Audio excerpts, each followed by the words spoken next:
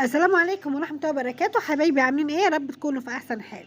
النهارده ان شاء الله هنعمل وصفتين في وصفة، حاجة للبشرة وللشعر، حاجة تحفة وان شاء الله تلاقوا فيها فايدة كبيرة.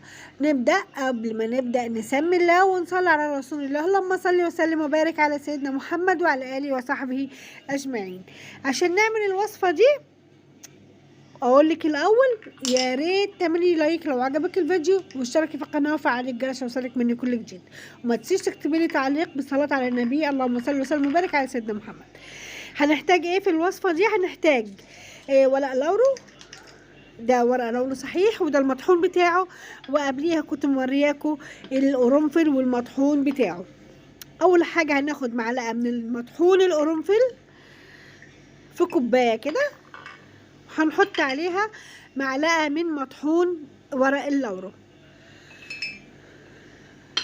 هنحط عليها كوباية مية مغلية، وهنسيبها لمدة ربع ساعة. هنغطيها ونسيبها لمدة ربع ساعة عشان ناخدوا الفوائد اللي فيها، وبعد كده هو هنشوفوا هنعمل فيهم ايه.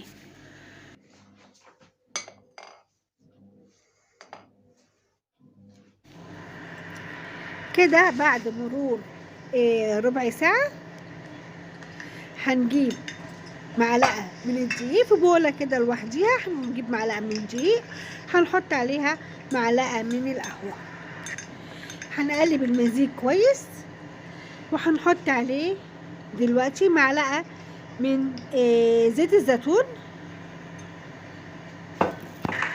بعد كده هنحط عليه من الخليط ورق اللورو والقرنفل المطحون، وهتحطي بالتدريج كده وتقلبي حبه حبه لغايه لما تاخدي القوام اللي هوريهولك دلوقتي. كده حطينا تاني وقلبي كويس عشان تاخدي القوام ده. ده هيفيد في ايه؟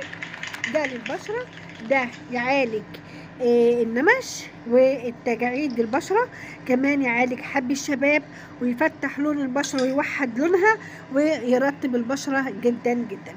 هتحطيه على البشرة وهتدهني كده اهوت في حركات دائرية، وسيبيه على بشرتك لمدة 10 دقايق ربع ساعة بالكتير، وبعد كده تغسليها بمية فترة. وزي ما قلنا هتعالج حاجات كتير جدا في البشرة، وترطب لك البشرة وتخليها لك جميلة.